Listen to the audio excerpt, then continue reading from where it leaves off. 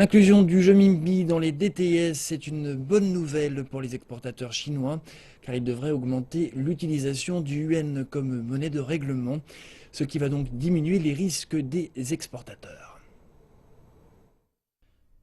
Dans le sud de la Chine, Shenzhen est l'un des centres mondiaux de fabrication de drones civils.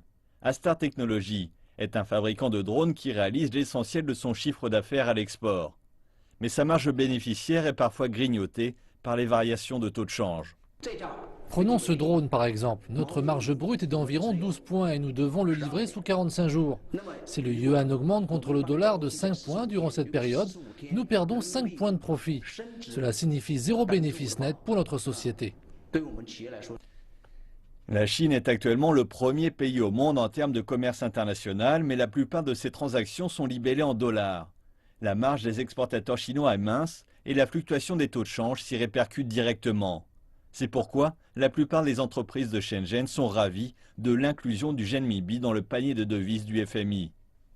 L'instabilité des taux de change pesait fortement sur nos bénéfices et notre budget, et cela nous a rendus indécis quand il a fallu investir dans des marchés étrangers.